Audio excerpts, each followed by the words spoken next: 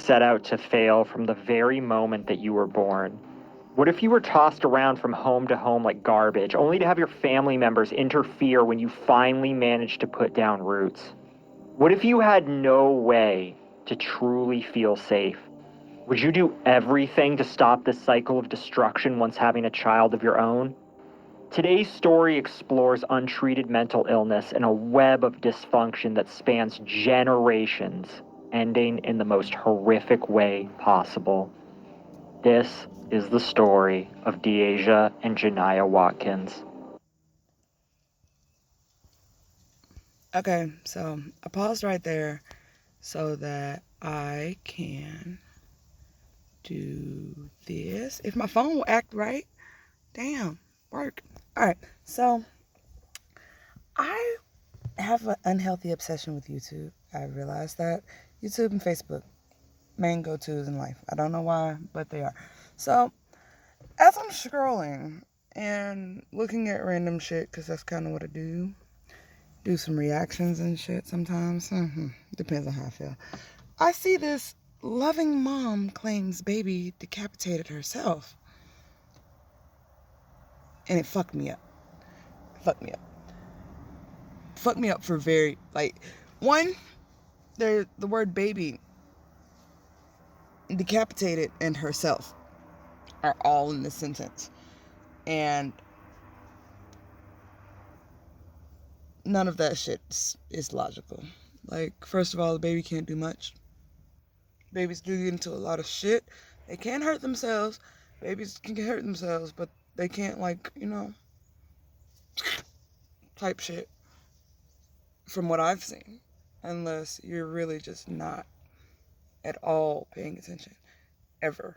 Like, that baby was alone for a hot 36 hours. Had to be. Because how in the hell do you not hear something fall or see your child walking towards something or hear something that makes you look at what your kid is doing or go see what your kid is doing, or don't hear something, which is highly concerning?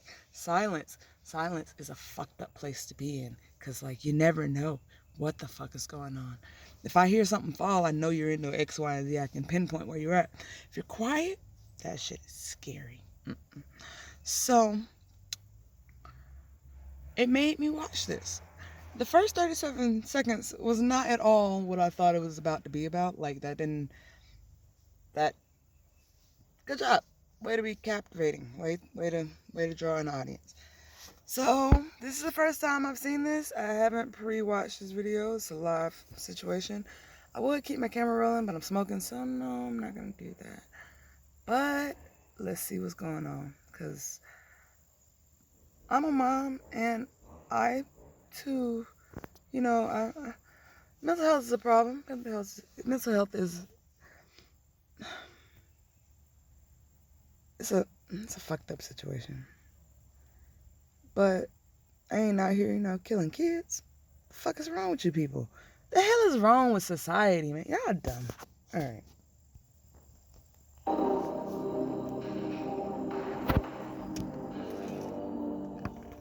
Are streaming service prices making you lose your mind? This week's episode has been brought to you by Magellan TV. Magellan TV is a documentary streaming service that has more true crime shows than any other platform. Plus, they add 15 to 20 hours of new content every week. Magellan TV is all about the drama of real life, the enduring quest for justice, the detectives and victims who will never rest until perpetrators are caught. Plus, they help sponsor our favorite gathering of true crime fans, CrimeCon. One great documentary that mixes history, true crime, and the paranormal is Vampire Skeletons.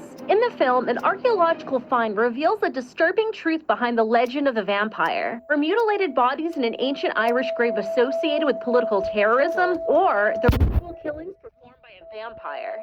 Magellan TV, you only pay $4.99 a month for 3,500 hours worth of documentaries. And best of all, Magellan TV is completely ad-free and... Yeah, we finna skip through this shit, because that is not at all what I'm interested in.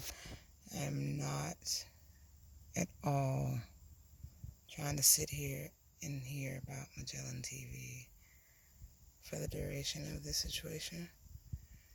So let's see. That probably stops about... Is that a baby? Like many Alright. little girls in our stories, Deasia Watkins didn't grow up in the best circumstances. She grew up in a home that was unfit for kids and bounced around from house to house for years, sustaining neglect that was severe enough to get the attention of authorities. She was born to a mother, Tina Johnson, who suffered from severe mental illness. Some of those illnesses included depression and schizoaffective disorder, which is a condition in which a person suffers hallucinations and other symptoms similar to schizophrenia. Tina also had an IQ score under 70. Similar to schizophrenia, schizoaffective disorder is thought to have a genetic component. This means that individuals who have a first-degree relative or family history of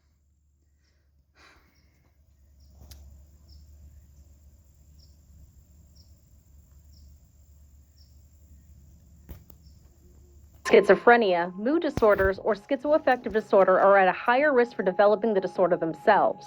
In 1997, a psychiatrist wrote that Tina Johnson showed significant deficiencies with respect to parenting and intellectual functioning.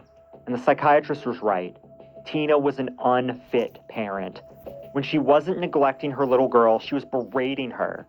She routinely left Deasia alone in the care of strangers in a dirty apartment where she didn't have enough food or clothing.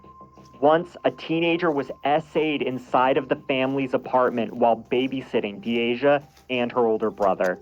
Her dysfunctional start to life took a severe toll on the little girl. According to her therapist, Deasia suffered from grief and abandonment issues. Additionally, she barely spoke for the first 4 years of her life. According to a social worker, Deasia didn't even have a vocabulary. In 1998, when Deasia was only just 3 years old, a court prosecutor wrote that there are reasonable grounds to believe the children are in immediate danger.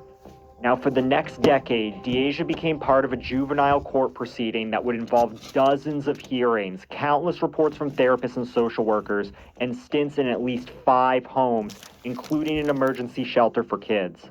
Even when others tried to step in and care for Deasia, her mother argued that she should retain custody, and she went to court repeatedly demanding that her daughter be returned home. Juvenile court magistrates took custody of Deasia and her brother in 1998. Now, because the two kids had different fathers, each went to live temporarily with a different relative. Deasia's father, Terrence Watkins, was in prison for at least part of her formative years and was completely absent for the rest of it. For a little while, Deasia's home life improved, and social workers believed that she was happy and well cared for. However, the aunt who was acting as her guardian was unable to continue her care due to personal problems. When that aunt gave up custody, a family friend did agree to take her in. She was just 5 years old at the time. Foster mother Barbara Owens, who had raised 10 kids of her own, thought that she could give Deasia a stable home. Plus, Barbara had a lot of grandkids that she could play with. Deasia was smart and seemed like a normal kid in many ways.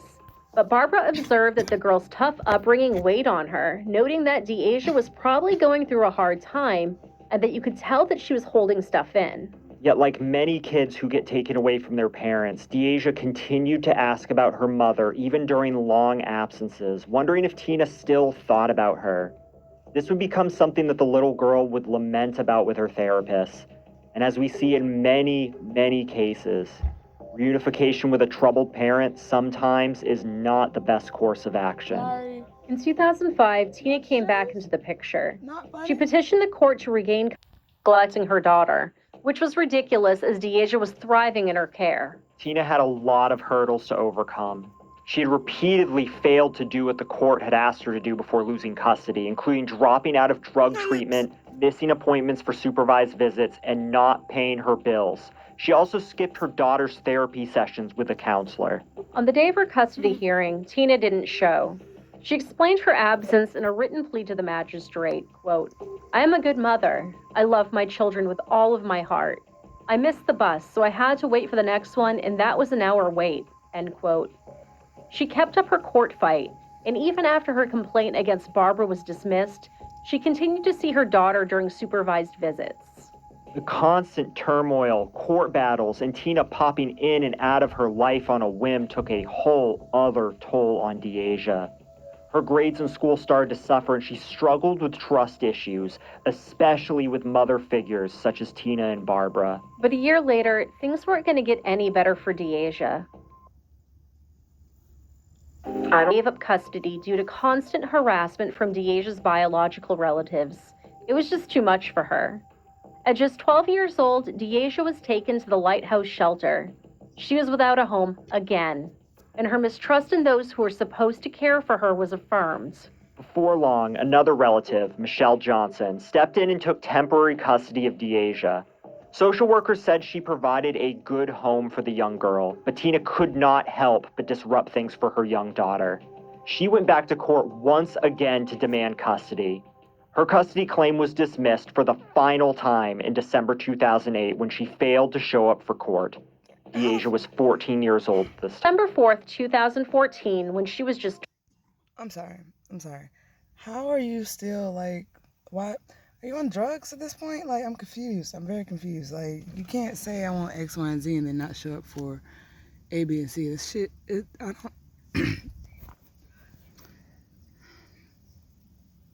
don't know. I know, like, from past experiences, I don't know what to do with that. 20 years old, Deaja welcomed daughter Janiyah into the world with a man by the name of James Brown. But sadly for Janiyah, history would begin to repeat itself. After giving birth, Deaja was prevented from seeing her daughter for 72 hours because she displayed erratic behavior, which led to the diagnosis of postpartum psychosis, to which she was provided the medication risperidone. The new mother was never to come in contact with her daughter unless she was taking the prescription. Otherwise, she would be a threat to her safety. On January 24th, 2015, at 11:16 p.m., Sergeant Richard Fenster, as well as other responding officers, were called to a home in Chavoy for a suspected infant that was in trouble. Upon arrival, he could clearly hear an adult female screaming incoherently, as well as the sound of a baby crying. According to Sergeant Fenster, it sounded like the woman was screaming for the baby to stop its crying. He then knocked at the door, to which he received no answer. The screaming continued, and the sergeant began to bang on the door, demanding that the woman open it up. He could hear the baby continue to cry, but the wailing had stopped. Still, there was no answer. The sergeant pounded a few more times and stated that he was going to force his way inside. At that point, a male stated, "Don't kick the door in," and then opened up the door. A huge waft of smoke filled the air. When asked what was going on, the man, identified later as Christopher Gilly, stated he had no idea what was going on because he had headphones on. The screaming woman, who turned out to be Deaja Watkins, was holding her newborn daughter, standing in the middle of the room, swaying and staring off into the distance. By now, the baby had stopped crying. Deaja was incoherent and would not answer the officer or even acknowledge his presence. Due to this, EMS was dispatched for a possible psychiatric emergency. Upon arrival of emergency services, Deaja continued to refuse to talk and had to be restrained while officers and EMS units wrestled the baby from her arms. She laid on the ground with her body rigid as paramedics struggled to put her in a stair chair. Eventually, she was wrapped in a sheet and carried out of the home by the EMS units. Now, according to Christopher Gilly, Deaja had been acting strange for the last couple of weeks, speaking in tongues, acting crazy, and talking about demons. The baby's father, James Brown, was contacted at work and he returned to the apartment to care for the newborn while Deaja was transported to the University of Cincinnati Medical Center and later transferred to Deaconess Hospital for a 72-hour hold. James stated that Deaja had been talking in tongues and seeing things for the past couple of weeks. James also admitted to authorities that he had never seen Deaja take her prescribed medication. Janiyah was first placed with James after the January 25th incident, and Deaja was permitted to move back in with him after she got out of the hospital. She was not, however, allowed to be alone with her daughter and was told that she could only stay in the home if she took her medication. Social workers checked on Janiyah at least 7 times while she was in James's care, usually at his home for as much as 2 hours and as little as 10 minutes. After each visit, social workers determined Janiyah appeared to be healthy and in good condition. The baby was removed from James's home after a March 6 court hearing when a judge determined that Deaja had stopped taking her medication and had been seen nursing Janiyah, even though she was told that she could not do so because of the medication she was taking. Hamilton County's Job and Family Services took custody of Janiyah and temporarily placed her in the for people who don't know, like, you can pass shit on to your child through your milk or whatever. You know what I'm saying? Like, if you smoke weed, you give your baby your milk. It's just weed milk. Baby gonna be high as shit. Don't do it. I mean, pick and choose your battles here. Pick and choose your battles. So I get why, you know what I'm saying, she wasn't supposed to be doing that. That's really fucked up. Brief pause, I should have said beforehand, but what the fuck is this dude doing? Like, throughout this whole situation, you're telling me that Mr. James Brown there is around and current and present and active, yet this baby's still dead. You had on headphones. If you know your girl ain't right and you got a baby, you gonna put your headphones on the max volume. You can't hear her screaming, but they can hear her screaming down the hallway to the point where they're calling 12. They don't. It's, something about that just. I don't know. Let's keep going, because that don't seem right to me. Custody of Deaja's aunt, who has not been named, on the condition that the mother not be allowed in the home. The aunt was given specific instructions that neither mother nor father could have contact with the baby, and that imminent risk of harm existed if Janiyah returned to her surroundings. The baby's father, James, didn't have custodial rights due to the fact that he had not formally established paternity. Initially, Deaja continued to reside with her baby's father, James. But at some point, her aunt allowed her to move into her home at the 5900 block of Waldaway Lane in Cincinnati's College Hill neighborhood, which violated the custody agreement that the aunt held with the Hamilton County Job and Family Services. On March 16th, 2015, a 5-year-old relative had been dropped off at the home in order to wait for the school bus. However, when he entered the home on Waldaway Lane, he made a shocking discovery that no little boy should ever have to make. A little boy, just 3 months old, was dead. Her tiny body was laying on the kitchen counter in a pool of her own blood. She had been decapitated. The chef's knife was placed in her own hand. 911, where's the address of your emergency? Somebody please send the police. My niece killed her baby. Please. All I know is my son came in here and woke me up and said, Mama, the baby's dead. wow. Hello? What happened? Police. I don't know. This house is big. I don't know where my little cousin is. So can you please? Where is the 3-month-old baby? The baby is on my mama's kitchen counter with his head smashed. So can you please? I know it's protocol. Can you please just send the police? Okay, I need to know what happened to the baby. I don't know what happened to the baby. I came into the house. She told me. Came into the house. The baby was on the counter. My mom was in the bed asleep. I woke my mom up and we calling you.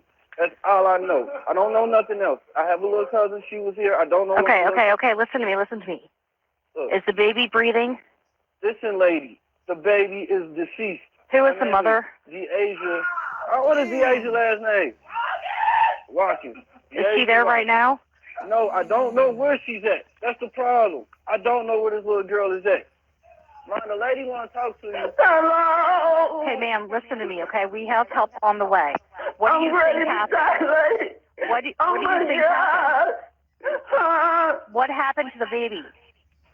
He just told you. Oh my God, Mel. Oh my God. They're on their way, okay? He told you specifically. Deaja was found in bed, pretending to be asleep, covered in blood.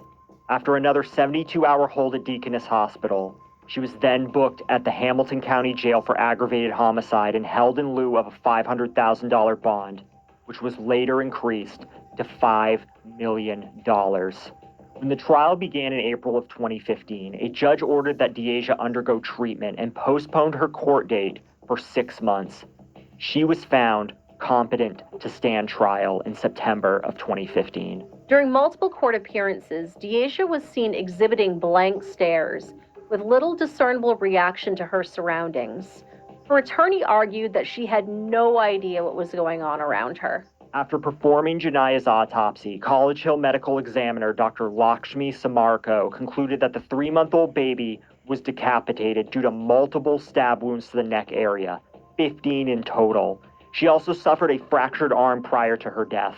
The chef's knife that had been placed in her hand was indeed the weapon that took her life, and Deaja had placed it there in order to make it look like her 3-month-old baby had cut her own head off. Yes, you heard that correctly. Deaja tried to make it look like her baby had taken her own life in one of the most grotesque manners that you can imagine.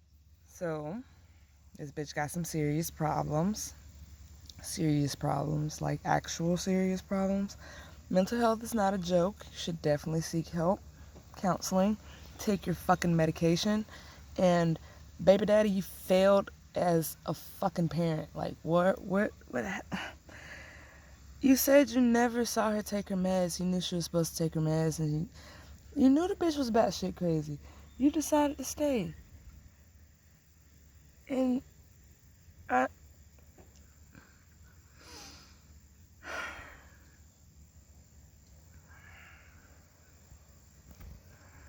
Something that would have been physically impossible for her to do.